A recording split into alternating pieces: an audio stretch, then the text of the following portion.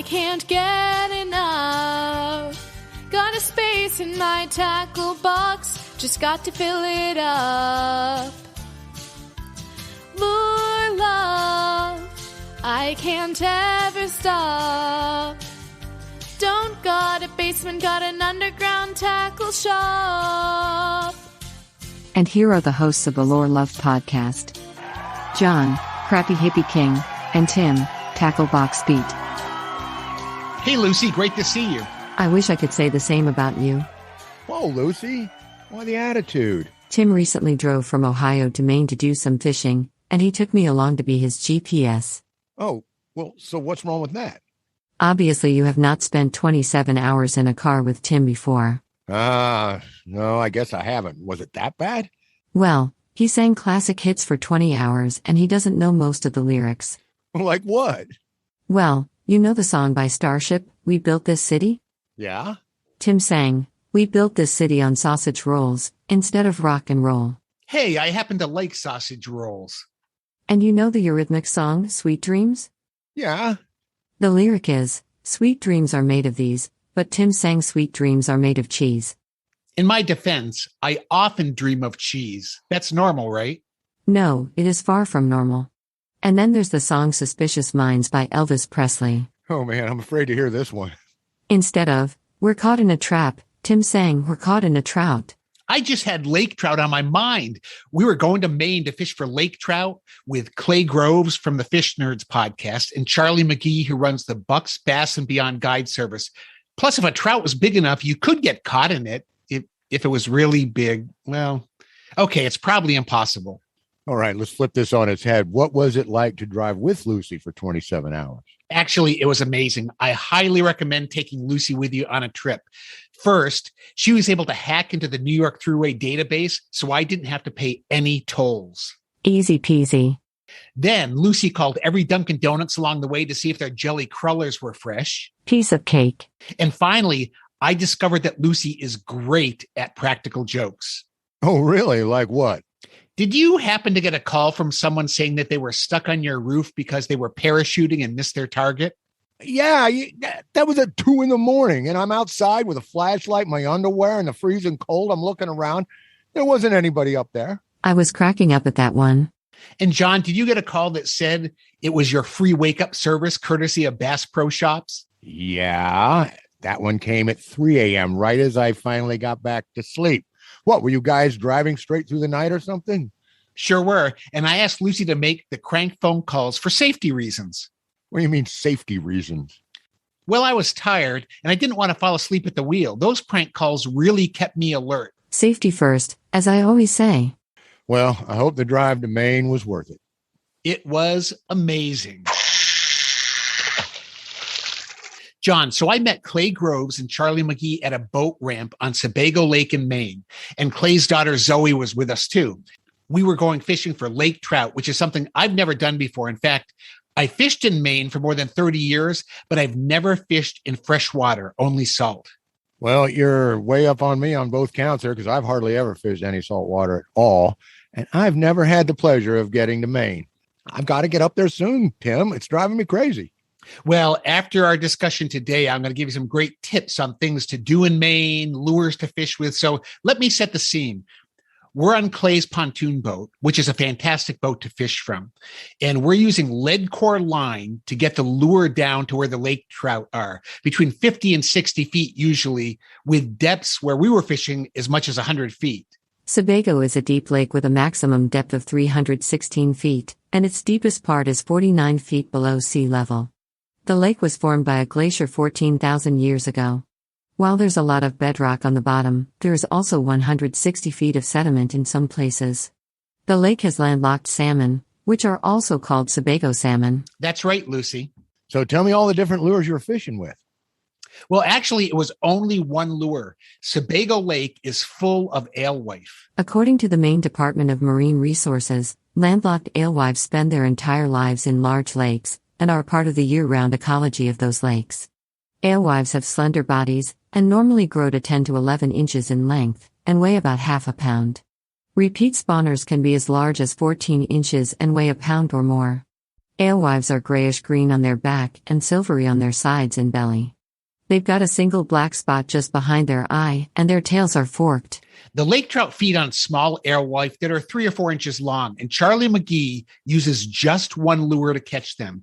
It's a spoon from Carlson's Fish Taxidermy, who is also the maker of Northeast Troller Spoons. They're located in Thorndike, Maine.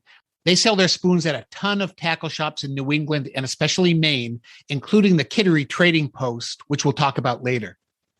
Okay, now clue the listeners in because I remember this now. You sent me a picture of this. What a terrific bait. Tell the listeners what this spoon looks like. Well, that's the interesting thing. I had never trolled before, and trolling spoons are barely heavy enough to cast, even for short distances. They have very, very thin metal bodies, and we were fishing with one that was 3¼ inches long. It was white, and it had a black eye painted on it. Maybe it was a sticker. I'll post a photo of it in the show notes. And some of the lake trout we caught were throwing up alewives, and they looked exactly like the spoon. They were the same size, the same white color, that same eye. Northeast Troller Spoons, they also do custom painting and taping. They put tape on some of these spoons for the patterns, and they're always adding new patterns. So you can actually get any pattern that you can dream up, they'll make for you. Plus, Charlie told me they give discounts to Maine guides, and they also do some trolling flies and streamers, but our focus was really on these troller spoons. Okay, so this little thin spoon, how do you get a trolling spoon that deep? That was the good news and the bad news. So the good news is you can get a trolling spoon down, 50, 60 feet by using lead core line. And the Northeast Troller Spoon says that the spoons have the best action when they're fished between 1.7 and 2.5 miles per hour, which is a funny thing. I've never trolled before. I've never seen a recommendation for a retrieve based in miles an hour. But when you're trolling and you can see the speed of the boat, that's what you do. And they were exactly right. We were trolling just under 2 miles an hour, and that's where we caught all the fish. Well, okay. So clearly the company and you and Charlie and everybody thinks speed is of vital importance to give the spoon the best action.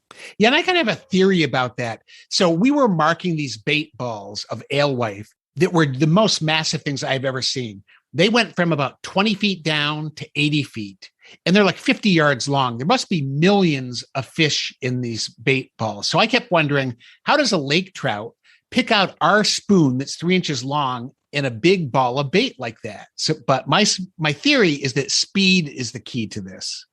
Okay, you got me hooked. Now bring me on in. How so? Well, if a lake trout is chasing alewife, the alewife are trying to scatter. You've seen that happen. A bigger fish comes in and the bait scatter. So if you're the last alewife on the outside of a school, or you're the slowest alewife, you're going to be the one that's eaten. So I think by fishing the spoon slowly, it flutters like a slow injured alewife, just enough so that it's always the alewife that the lake trout catches up with. I think you're completely spot on there. I'm totally onto something because, my only comparison right off the top of my head is white bass fishing with spoons. And yeah, they're slashing and thrashing on shad. But when you watch a school of fish, of forage fish scatter, they go every which way. And it really is the slow one, the quote unquote dumb one, the injured one, whatever, that tend to pick on because it's lower energy expenditure, but basically it singles itself out because everybody else is running like heck. And, that fish says, well, there's the easy one. I'm going to hit him, of course. And I mentioned that the lead core line, that was the good news and the bad news. The good news that it got down that deep. The bad news is when you have hundreds of yards of this lead core line out and you're trying to reel in a fish, your arm feels like jelly. I mean, man, this was a workout. Oh, okay. So now I understand why your biceps have grown. Okay. Especially on the one side. I got it. So let me play some audio from the trip. In this part, I've hooked a fish and I'm bringing it in, and Clay is getting ready to net it, as you'll hear. And this was the birth of my new catchphrase, shake and bake, baby.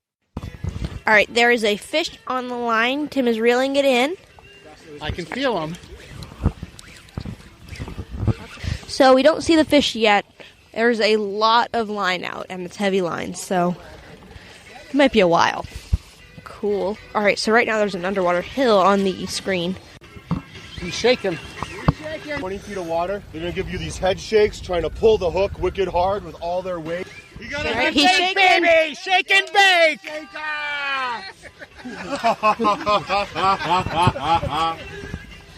He wants off. He wants off of there. You just know it's a lake there. And he's going to use the weight of his body to try to jerk that hook out of his mouth. Don't give him any slack, Tim. Yeah. Don't give any slack. Don't be a slacker, Tim. I see him. Tim, sloppa doppa. All right. Sloppa doppa right in here. Woo! He's still there. I see him. Bring him in towards the boat. Keep that tip up, Tim. All right, heading to the back. Dad's netting. Hold on, Clay. I got you. He's going in the motor. He's going in the motor. We're all gonna die. Okay, he's okay. Don't worry. Dad's exaggerating. He's beautiful. Look at it. Beautiful. You got a very pretty fish. I love it. I love it. A fisher's catchphrase is the purest form of a catchphrase because you're catching something. Oh, but what was Charlie saying there? Sloppa doppa? Yeah, so Charlie kept yelling sloppa doppa. I have no idea what that means, but it sounds like a good catchphrase to me. In Swedish, doppa means to dip or dunk. It is also a square or round skull cap originating in Central Asia. Perhaps Charlie meant that your hat was about to fall into the water. I don't know, Lucy. I don't think that's what Charlie meant. It sounds like he has his own unique catchphrase when a fish is caught. Yeah, I agree. And Charlie did give us some secrets at the end of the trip. Listen to these. Charlie taught us everything about what type of spoons to use and what color. And he still has not told us all the secrets, but we at least know that the white, small, about a 3-inch white spoon that looks like an alewife is just the perfect bait for lake trout. Well, then we better get him one more time. Charlie McGee, tell us a secret about lake trout fishing. A secret about lake trout fishing, right? And we got to give away some secrets right now to really entice the audience. The secret to lake trout fishing is, I don't know. There's no secret. You keep fishing. When the fishing's very slow, you just keep fishing, bud. The lake trout are their own fish. They're either everywhere or they're nowhere. And just dragging the dirty, dirty bottom seems to get it done. So there you have it. Charlie says there aren't a lot of big secrets, except you have to drag the dirty bottom with a 3-inch white spoon and keep fishing. That's his key. You'd never give up fishing when nothing is biting, and then you shake and bake, baby. Right on, right on. Never give up, never surrender. John, the day after our lake trout excursion, I went to a nearby stream to fish for brook trout with spinners. That's something I haven't done since I was a kid. What'd you catch? Well, unfortunately, not a thing. There were a ton of anglers on the stream because I didn't know this, but a local guy told me that they had just stocked 112 brook trout there a few days before. So everybody was in there spinning rods, fly fishing, and I didn't see anybody catch a single fish.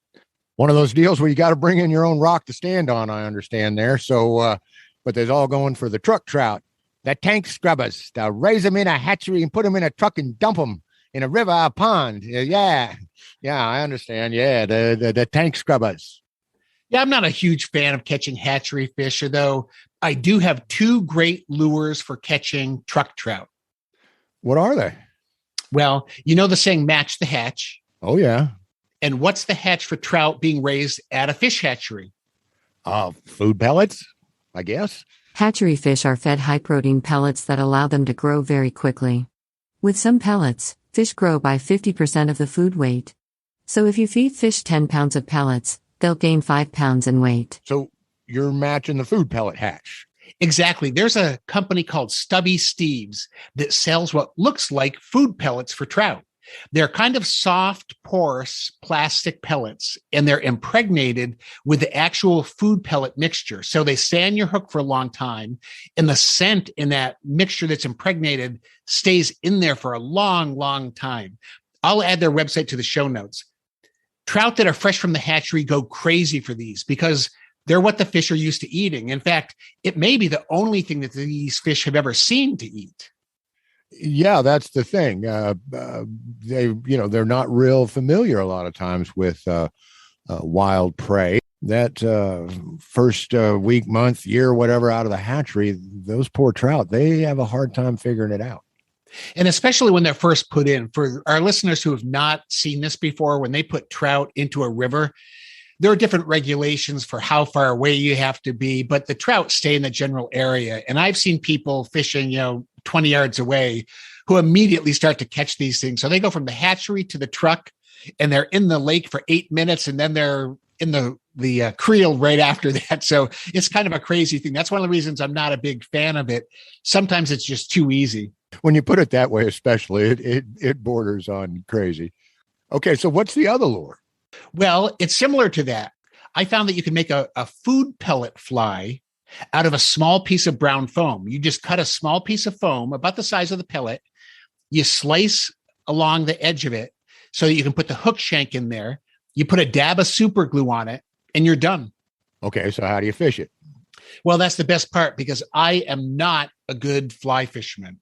I can cast okay, but I do not have a soft landing of the flies. Now, a pellet fly suits my fly fishing technique well, because unlike most flies that you want to land softly on the water, you want the pellet to hit the water hard, just like it would if somebody was tossing them in the air and they were landing. Tim is not the most delicate fly fisher. Well, it's kind of fly fishing for me, because neither am I. But like the term says, match the hatch. Do what the natural food. I mean, the man-made food. I mean, man-made food from natural material. Well, natural material. I mean, man-made food, natural extractions, highly processed into artificial pellets for fish that have to eat them or die. Oh, heck, just do what the food is doing. And if it's raining from above with a slap on the water, then make sure your lure's doing that as close as you can get it to do so. Okay. You got to slap that fly, slap that fly. Slap that fly, slap that fly. Don't be afraid to slap that fly. Oh, yeah. And what? So you only fish for trout with a pellet fly? Well, not in Ohio. We don't have a lot of trout, but we have all of these farm ponds around, and almost all of those were initially stocked with hatchery fish. Here, it tends to be grass carp, bluegill, even bass. In my test pond, I brought down pellets, and the bass will take the pellets off the surface as well as the other fish. Wow, that's incredible. That's incredible. It sounds like a lot of fun. Tell the crappy hippie about the Squid game.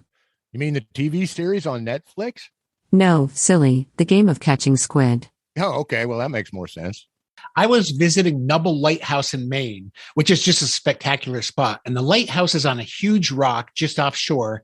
They have some webcams, and I'll post one in the show notes because you just have to see this area. But all around it, the shore is rock. And so there's great access to fish for squid and striped bass. Fish for squid? How do you fish for squid? Well, I had not seen this before, John. I was watching some guys catching a ton of them. Some people catch them to eat, while others catch them to use for bait. The thing about squid is you need a very special type of lure, because the squid don't catch prey directly in their mouths. First, they grab prey with their tentacles. And I'll post a video of this in the show notes. It's mind-boggling to watch this. So instead of having a traditional hook, a squid jig has a hook with 8 barbless tines on it that are in a circle. It almost looks like the top of a coat rack where you have all these tines sticking up. And there are 2 of them, one above each other. They have no barbs. When the squid grabs the lure, the tine penetrates its tentacles or another part of its body, and it's fish on. That's squid on. Squid are cephalopods, not fish. They have elongated bodies, large eyes, 8 arms, and 2 tentacles. Like all other cephalopods, squid have a distinct head, bilateral symmetry, and a mantle. They are mainly soft-bodied, like octopuses, but have a small internal skeleton. Wow, that's cool. So what do the jigs look like? Zuri is one of the better-known squid jig makers. Jigs are 2 to 3 inches long, and they weigh about 1/4 ounce. They're usually fished with multiple jigs on a line, like a sabiki rig. Some of the jigs are sinking, but others are floating. And you can fish the jigs by a cast and retrieve method, the way you would with a lot of jigs, or you can fish them under a float. And they'll have 2 or 3 of these jigs under a float, and they cast it out, and they just let the waves kind of bounce it up and down. So it's almost like you're fishing with a stationary bait, but you have jigs underneath them. And the guys that I saw catching squid were fishing in both ways. Okay, are they metal jigs? Now, most are made from like a resin material, like a lot of hard baits. But Zuri has this ultra cloth squid jig series, which is made from a strong ABS resin, but they wrap it in a luminous cloth for a more realistic feel. And they say that it has a more delicate feel that drives squid to attack longer for an increased hookup ratio, which kind of makes sense because remember, these squid are putting their tentacles around something. They're not taking it directly in their mouth. So it's a whole different type of lure presentation because the feel of the lure is much more sensitive to these squid. Right. Okay. I get what you're saying. I mean, these are fantastic looking lures. I mean, this cloth, they gives them a great look, but when you feel it, yeah, it's very scale-like, wild texture. So this is exactly what a lure designer has to do. Analyze how the quarry is going to attack the lure. And as Lucy explained, they're not technically not fish. So we've got to make a little bit of an adjustment to appease their sense of touch and to pull those attack triggers and get them hooked up. Well done, Zuri. Really, really a cool bait. And like a lot of fish that come in schools, the squid come in schools. So these guys were sometimes hooking up with 2 or 3 at a time, which is pretty neat. Zuri jigs also have these small feathered pectoral fins on them that are kind of unique, very cool looking. And you can find all of their baits at Bass Pro Shops and at Tackle Direct. They also use a holographic internal prism finish that just looks really cool, really kind of a lot of thought put into these for a specific type of fish that you're trying to catch with these squid, because they're not like any other thing that you're going to fish for. The final thing I wanted to share about my trip to Maine is the Kittery Trading Post. What an amazing outdoor store. Is it big? It is enormous. It's 90,000 square feet with an entire floor of fishing lures and gear. Lucy, would you provide a little history for us? Glad to help. Philip Bing Adams acquired Kittery Trading Post in 1938. At that time, the store was a modest one-room trading post and gas station. During the early days, Bing's reputation as an honest horse trader brought people from far and wide. He swapped fur pelts for gas, beef for ammunition, and supplies for a car. The gas pumps are gone now, but the values first instilled by Bing Adams remain intact to this day. What started out as one man's means of providing for his family has turned into a 90,000 square feet retail outdoor specialty sports operation offering quality customer service, exceptional selection and fair, competitive prices. 80 years later, Kittery Trading Post continues to be owned and operated by the Adams family.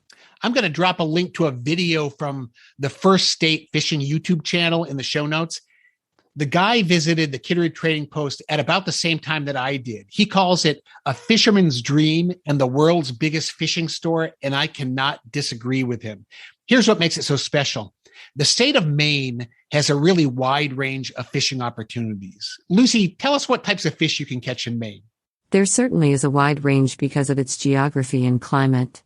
For freshwater fishing, Maine has thousands of miles of rivers and streams and hundreds of freshwater lakes. Coldwater fish include brook trout, brown trout, lake trout, landlocked salmon, splake, rainbow trout, Arctic char, cusk, rainbow smelt, lake whitefish, and round whitefish. Warm water fish include largies, smallies, northern pike, chain pickerel, black crappie, muskie, white perch, yellow perch, brown bullhead, pumpkin seed sunfish, and redbreast sunfish. For saltwater fishing, you can catch stripers, bluefish, mackerel and squid, and even bluefin tuna. You can also catch pollock, shad, cod, halibut, black sea bass, blue shark, haddock, skate, shortfin mako shark, and silver hake, among others. So what kind of lures did you find inside the trading post? Remember, you left me in the car. Well, sorry about that. The trading post has lures for almost every type of fish that Lucy mentioned. You can find everything from tiny ice fishing jigs to huge tuna and muskie lures. You can find soft baits and hard baits in every conceivable type and size. Plus, they have a huge fly fishing section, so you can get tons of different fly patterns for both fresh and salt water. Okay, Tim, nice build up. But what we all want to know is 2 things. What did you buy? And did you have to take out a second mortgage on your house after you were done? Well, it was a little bit overwhelming and I was kind of restrained. I walked around this store a couple times. I just never seen so many. It made me feel like Bass Pro Shops was a tiny tackle shop in comparison. They had an amazing selection, one of the best I've seen, of Z-Man Elaztech baits. And the neat thing was they had them if you're fishing for, smallmouth, largemouth, but they also had the saltwater bait. So I had never seen these in a store. I've seen them on the Z-Man site, but they had some 6-inch Z-Man SwummerZ swim baits. These are pretty big, but not too big. And I think they are going to smoke largemouth and smallmouth. The other thing that I bought, I don't know this brand, but it's called Molix, and they're Molix Nano Jigs. It's a power finesse jig, and I bought the 1/8 ounce size, but they come in sizes from 1/8 to 5/16 ounce. And what's cool about these jigs, they have a very compact head, and they have a nylon weed guard on them, and so that's nice. So you can get this into tight places with weeds and things. But they also have an ultra-fine silicone skirt that I think is going to move really well in the water. So I can't wait to test these out and report back. Wow, that sounds really cool. I mean, especially in this cold weather, the more supple and the more movement you can get out of a plastic, whether it's silicone or anything else in the water, it's very, very important. So that sounds pretty awesome. I can't wait to see. So it was a great trip to Maine. I highly recommend contacting guide Charlie McGee if you want to get into some lake trout. And if you're in New Hampshire, get in touch with guide Clay Groves. I'll put both of their links to their websites in the show notes. They are a blast to fish with. And if you're near Kittery, Maine, you have to stop by the Kittery Trading Post. You can also visit them online. They have a lot of web sales and things like that. And I'll drop a link in the show notes. Warning, warning, lure news alert, lure news alert. This just in, Catchco, maker of the popular Mystery Tackle Box monthly subscription box, announced the introduction of its first ever Fishmas Advent Calendar, available exclusively at Walmart this holiday season. It features 12 days of hand-selected fishing products, perfect for all experience levels. Catchco's Mystery Tackle Box Fishmas Advent Calendar is an ideal gift for anglers who enjoy the excitement of trying new products. The calendar, which is available now for purchase, is sold exclusively at Walmart stores nationwide and on Walmart.com. It retails for $24.99. Traditional Advent calendars are 24 days long. You open one panel or box each day. How will that work with only 12 days in the Fishmas Advent Calendar? Lucy, I plan to buy 2 of the Fishmas Advent calendars. That way, I can hit all 24 days in Advent. You can never have too much of a good thing. Tim, each month we give away a Glasswater Angling crappie dooler and, some jigs or whatever else I have laying around here on the bench to one of our email subscribers, and we did it last month. There aren't many email subscribers yet, so your odds are excellent. And we'll send you podcast updates and other fishing lure news when each podcast episode comes out. That's 2 emails a month and 12 chances to win each year. To subscribe, just go to our website at www.lurelovepodcast.com and enter your email address. You can also enter to win by calling and telling us what your favorite lure is. And our call-in winner this month is Evan from Michigan. He sent us a really cool message about his favorite lure. And just like the kids last month, he's going to get some Glasswater stuff. I'm kind of looking around here. I know he's going to get a crappie dooler. And I don't know. Since he's a big bass guy, I might have to put some other things together for that young man. But Evan clearly is a master angler in waiting. Here it is. Hello, my name is Evan from Berkeley, Michigan. And every summer, go to a cottage in Lake Misaki, and I really find that a Texas slip rig actually looks really good for me. And that's really it. And that's all that I'm really gonna say. I'm Evan Miller, and I'm only 8. The old Texas slip rig. Send that boy some jigs. Oh, you know it, Tim. And I'm going to send him some slick weights too, so we can Texas rig with lead-free hematite. Now, if you want a chance to win some lures, just come on to our website. There's a microphone icon right there at the bottom right of the screen. Click on it. Tell us what your favorite lure is. For example, this is Charlie McGee from Sebago Lake, Maine. My favorite lure is the Northeast Troller Spoon because it catches the heck out of lake trout and makes me feel all sloppa doppa. How hard is that? Come on. Call us. That's it for another episode of the Lure Love Podcast. Wait, Tim, a package just arrived for you. What is it? It's from Elliott, Maine.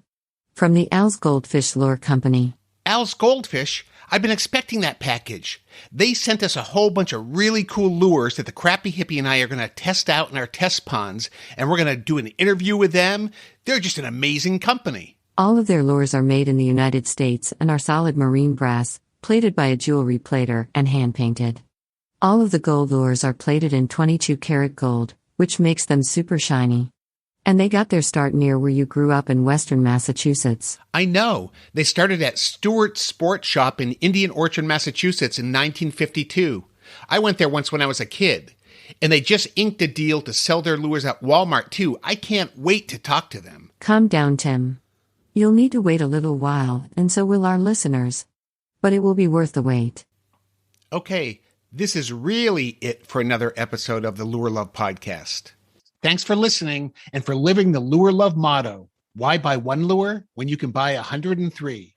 Lure Love, you've been on my mind. Never enough lures to tie to the end of my line.